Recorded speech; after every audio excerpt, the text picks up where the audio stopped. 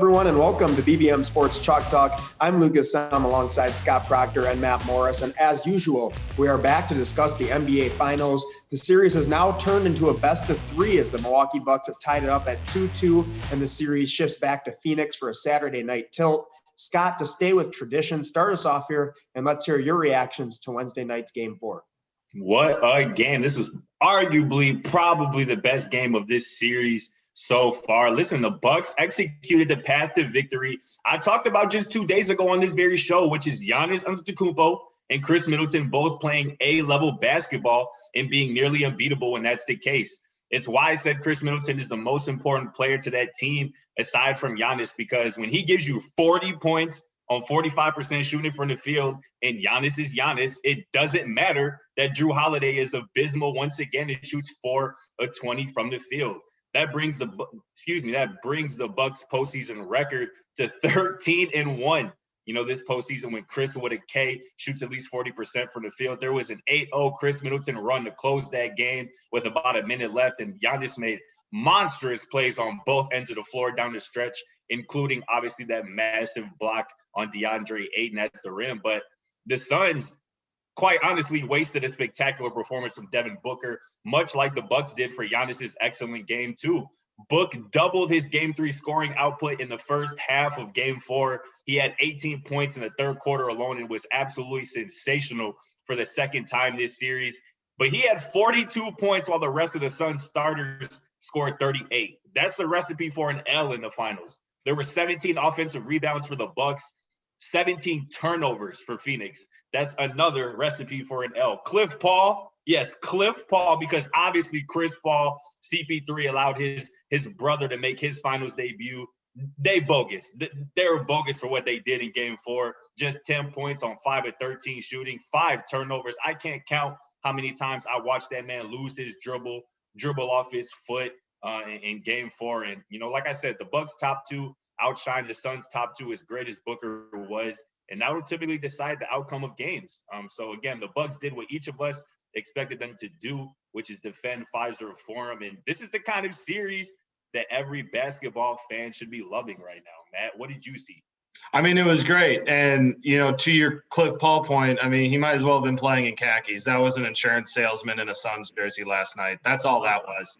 As for the game, it really was kind of the 180 flip of game 2. It was the Suns all superstar putting up numbers and the rest of the team not really rallying to the call, just as it happened with the Bucks in game 2. But really the most interesting thing was, even though the Suns shot the ball better, 51% from the field and 30% from 3, they really didn't win, and they were similar in assists, similar in rebounds. It was those small things that when you look at it, it's what allowed Milwaukee to keep in the game, even though they were down most of the game and having no chance of stopping Devin Booker. Like you mentioned, the 17 offensive rebounds. Off of that, they had 19 second chance points. Those 11 steals resulted in 15 fast break points. And the other huge part of that is their ability to rebound the ball allowed the Bucks to shoot almost 20 more shots. Even though they didn't make them, they only shot 40%. They still ended up making about the same amount of shots as the Suns because they just had more opportunity to. And this was a game where throughout, you never felt like Milwaukee was really executing all that great. They had a few big mishaps on defense where they gave up wide open threes to guys like Jay Crowder and even I think Devin Booker at one point as well. But they still fought through. The home crowd was huge. Just an exciting game. And in the big moments, the guys that you need to step up, stepped up. And even though Jrue Holiday did not step up as far as scoring, he still had 3 steals. He had a big offensive rebound towards the end of the game. He should have had caused Devin Booker to foul out. That obviously did not go as we all thought it would. But huge from him. And shout out Pat Condon for the largest plus minus in the game of plus 21 when he's out on the court and hitting the biggest 3 that I think people will forget because everyone's going to focus on that Giannis block, which they should. But that 3 Pat hit to go up 2 late in the 4th was a big move for the Bucks and one that allowed them to get over the hump, kind of feel like they can now take over the game. And it was the rest is history. Yeah, I hear you guys. And if you got something to say, just chip in here because I'm going to go for a minute. But after watching Wednesday night's game and then having some time to reflect, my reaction is that if the Bucks lose this series, it'll be a travesty, almost to the extent of the Eastern Conference Finals years ago when they fell apart versus the Toronto Raptors. And let me tell you why. The officiating crew did everything in their power to give the Phoenix Suns this win. Bad calls, no calls, you name it, they got it. And still, the Bucks got the win. They are clearly the better, more complete team. The lights are too bright for Chris Paul. It'll be a travesty if they don't win the title. Now, Devin Booker had about 8 fouls, but never fouled out. In fact, he had 2 fouls on one possession, I think, on Drew Holiday's fast break. Jay Crowder flopped so out of control on one possession that he stumbled all the way from the free throw line extended to past half court, literally bent over, falling over. And the fact that he got the call was outrageous. On the ensuing possession, Jay Crowder made another case for future WWE superstar when he flopped on a fake eye poke. It was just incredible. And Scott, I'll let you get in here in just a second, but I hate to go back to this because it seems like I have to do it every show, but Jay Crowder is a disgrace to the NBA, to the game of basketball, and to Marquette University for doing these things because his MO is being a tough guy. He is probably the fakest tough guy in the league right now. But Scott, you go ahead and tell me what you think. I just have to chime in. I think you're doing a little too much. I understand the fake or the non-call on Booker that should have fouled him out. That was absolutely egregious. Anybody who knows anything about basketball, or even people who don't, knows that was an obvious foul and probably a decision made by those referees or maybe even somebody higher up to not make Devin Booker foul out in that moment when he obviously deserved so. But to say that the referees have done everything, or at least in Game 4 did everything to ensure that the Phoenix Suns won that game is pretty ridiculous, considering the fact the Milwaukee Bucks shot 10 more free throws. They got to the line 10 more times than the Phoenix Suns. And obviously that's going to have a lot to do with Giannis Antetokounmpo and his ability to reach the free throw line. But again, there's still a clear free throw discrepancy in the favor of the Milwaukee Bucks that is not just a Game 4 thing, but was also a Game 3 thing. And honestly, I think that's just more to do with where these games are played at. It looked like the whistle, and I think Matt alluded to this on last episode, but it seemed like the whistle favored more to the Phoenix Suns in Phoenix and to the Milwaukee Bucks in Milwaukee. So, and I know that's not what you're trying to do, Luke. You said that in the past that you don't want to put these on officials. So just don't do that, bro, because I will say this, though. I will say this. I mean, I agree. I do think that the home court does play to whoever is at home. I mean, that always happens, whether it's the finals or the playoffs, whatever. That does happen. However, I will say this, especially last night, I did not see Phoenix really aggressively attack the hoop. And the Bucks, as a plan of attack in their game plan, they always are going at the hoop. And so that's why you saw those fouls. If you look at the overall fouls, the Bucks had, the Suns had 24, the Bucks had 18.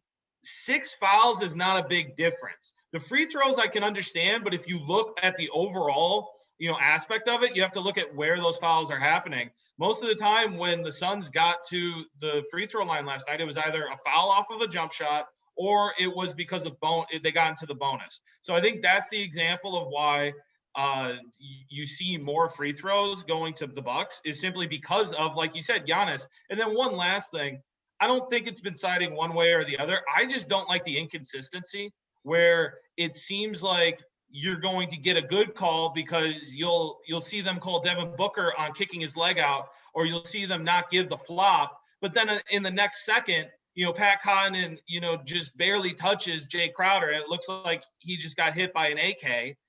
Or, PJ Tucker has a great closeout and he doesn't touch him at all, and then they call a foul on a three-point shot. That's my issue with this officiating. I don't think it sides one way or the other. I think it is just egregiously inconsistent. And, they painted themselves into a corner last night by giving Devin, if you look back at the 5 fouls before that last one on Drew, I'm sure one of them probably didn't have to get called, but they called it anyway. And then all of a sudden in the last 2 minutes, they decided Devin Booker can't get out because he's having an historic night. You don't want to foul out the guy that's dropping 40 points in the finals. Right. And I think, Matt, you really hit it on the head. It hasn't been like, oh, the Suns are getting all the calls. I'm talking specifically last night. They got a lot of And again, you hit it on the head. Getting foul calls on jump shots or loose balls. It was the way they were getting their foul calls that became the issue, because those just aren't really basketball plays. And for those of you that don't know, your hand is part of the ball. If someone hits your hands after a jump shot is released, that's all clear, as long as you're not making body contact, you're jumping off to the side. That's part of the game. And there is too many times where it's almost like the refs don't even know the rules of the game. It was the way that the fouls were called that caused the issue. The Bucks are getting them by being aggressive, feeding Giannis down low, attacking the rim, and the Suns were getting these egregious calls for settling. And honestly, maybe it's not even the Suns' issue. It might be a league issue, because Jeff Van Gundy last night went as far on the broadcast as to say, and I quote, "You can't appear to foul in this league." I don't even know what that means. That was probably one of the most moronic things I've ever heard out of his mouth. You either foul someone or you don't foul someone. No, but that actually makes sense, Luke. No, it does. Matt, go ahead. That does make sense. I agree. It makes sense. It makes sense. I know, because if you appear to foul, the foul's going to get called. They're going to go to replay. They're not going to return it. So it's a league issue. It was just it was so dumb to hear, and it made me so angry, because that's where this league is going right now. You shouldn't get bonus points for flopping. It just ruins the integrity of the game. That wouldn't be an issue, if the refs were better, or if you could go to replay and overturn an obvious flop. I honestly think that should be a technical. When you don't get touched and you're flipping your head back and there's literally no contact whatsoever, that should be like a technical, got to come out of the game type sort of thing, because it ruins the integrity of the game. I'm just glad no Milwaukee Bucks do that job. I mean, the only real issue, though, at the end of the day is no one is going to really have any consequences for this. I mean, you're seeing the consequences in USA basketball right now, because they're hunting for fouls that they're never going to get with the FIBA rules. But also, no one has I'll say this. I agreed with Van Gundy on that point, and he made some good points. But then, he turns around and Devin Booker hits PJ Tucker with a massive hip check on a box out. He's like, I don't see the foul there. So no one knows what's a foul in the NBA and what isn't. And so at this point, you just yell at your TV screen until a whistle blows, or you yell at your TV screen when the whistle doesn't blow. It's ridiculous. But one of the things that I think is exciting about this series, and I started to really notice it last night when I looked at the stat line, is the beauty of the playoffs is you see these old school ways of playing that don't always come out. But if that's how you can score, that's how you score. Devin Booker hit all of his shots off jumpers, of mid-range jumpers. And Khris Middleton went shot for shot with him off mid-range jumpers as well. And then you have Giannis, a true post presence, who is going back to, basically the 90s. It's fun to see these old school ways that you get so tired of, not tired, but the fast-paced offense, hit a three rather than take it for the layup on a fast break. It's nice to see a change. And maybe it's because they just can't hit them because they aren't shooting good from three. That is the case. But I love seeing all these mid-range 15-foot jump shots and these great superstars scoring that way. Yeah, that's true. And again, you mentioned it, as great as Devin Booker was, 42 points. He didn't make a single three-pointer last night, which is awesome in my eyes. I agree with you. I'm right. I think Middleton made 2 off of 3 attempts or something. So even him, it wasn't, big. It was awesome. And this is the thing. This is where I'm just to end this officiating debate. And that's really why I'm not trying to go here with this series or game 4. Only 2 Phoenix Suns starters made a free throw. Chris Paul didn't even attempt a free throw in game 4. So I don't really see the argument for Chris Paul didn't really want to be there, though. The fouls, you have to make the officials call the game. And I think that's what me and Matt were saying. The Bucks came out aggressive and attacked. And the Phoenix Suns just kind of settled, and typically, you're not going to get the calls when you're not the one initiating. And unless it's a wide open paint, I don't see Chris Paul taking it to the hoop because he knows that he's going to get, blocked. He's getting it beat up. Yeah, for sure. And here's another thing too. I'm surprised that I was probably the main one to mention Khris Middleton. I'm surprised that you guys weren't as glowing or complimentary of him to open up in reactions, because obviously he was spectacular. He was the main reason, I would say, that the Milwaukee Bucks are able to win game 4. But going back to just because I know you referenced our last show and we had a great debate about, there was some miscommunication. We talked about it afterwards in our production meeting as far as X factor and most important to win the finals, all of that. My whole argument when I was talking about Drew Holiday was I expect this out of Khris Middleton. You can mention, inconsistency, but this doesn't surprise me. I'm glowing of it. It's a huge moment. It is a big deal that we've been able to see out of the Bucks 3 straight games of a guy dropping 40. It's exciting, and Devin Booker as well. It was a historic night. And we didn't really dive into that either. Like, we're not, glowing about Devin Booker either. But as far as the Khris Middleton thing, it's what I expect. At this point, Middleton has that ability to take over a game. And when you were watching the first quarter and Giannis just seemed off, but Middleton was hitting his shots, and he finished the half with 18, it was like, okay, this is going to be Middleton's game. That game last night, that was a tale of 2 halves. Khris Middleton was not good in the first half. And especially even the start of the third quarter, he came out clank after clank, and he just ended up turning it up. And I've said on this show before, Khris Middleton is one of the best players in the NBA when he gets hot. There's no stopping him. True. And that turned out to be the case, last night. And he did get some free throws, and he sealed the deal down the line at the free throw line. I think it's a little disingenuous though to say that you expect nights like Game 4 out of Khris Middleton. This is what I was going to say. That's a new playoff career high and scores 40 points. This is what I was going to say about that. The previous playoff career high was 38. So I mean, what do you want from me? My whole point is that if Khris Middleton scores 40 like he did last night, I'm not surprised. But I also wouldn't be surprised had he scored 15. Same. And that's where the thing with Khris Middleton with the C and with the K comes in. But go ahead, Matt. But like the other thing is if you want to talk about, I guess, the consistency that I just expected out of him, he's had 15 game tying or go ahead shots in the fourth quarter or overtime this playoff run. That's tied with LeBron for the most ever in one single playoff run. So to say that this is a big surprise, he's their closer. This is why he's the most important player aside of Giannis. Yeah, and I'm just saying, like, you've seen Khris Middleton go on these scoring bouts and get hot, and so it's not something that I'm surprised by. It's a big deal because it's in the finals, but if this happened any other night, it wouldn't be like, oh, wow, this is unbelievable. Look at what Khris Middleton was able to do. It'd be like, oh, I guess this was Chris's night, and Giannis probably wasn't, feeling it, and so they had to go to Khris because they needed offense to come from somewhere. Right. Now, I had to go off on that, referee tangent. I can't help myself. But let me get to the celebration part. Let me celebrate this Bucks win. Milwaukee's big 3 down the stretch all came up huge in their own way.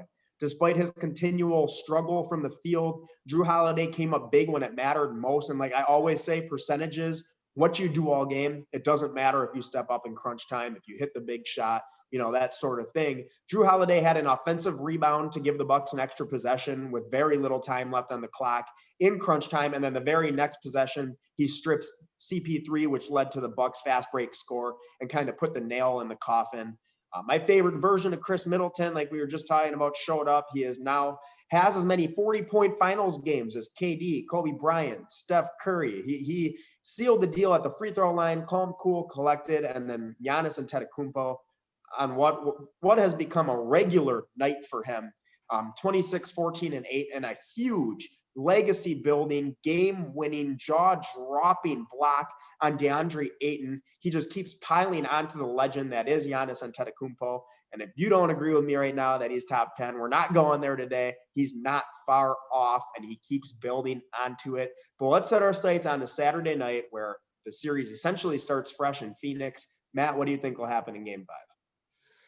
It's going to be interesting. I think the Suns lost a lot of momentum from winning those first 2 games, and the Bucks obviously have all the momentum right now. Based on Game 2, Giannis is not afraid of playing in Phoenix. He's not bothered by that crowd.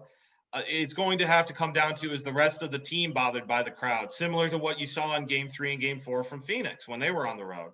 And like we always say, first team to win a road game, that makes the series. But at the same time, Phoenix doesn't have to. So this is going to be on the Bucks to come out hot. I think they carry the momentum and they win this, but it's going to be a tight game. And in the same breath, maybe CP3 comes back and steps up and you don't see Cliff anymore. But I think the Bucks are going to be able to carry the momentum and continue on, and then have Game 6 at home with a chance to clinch the finals.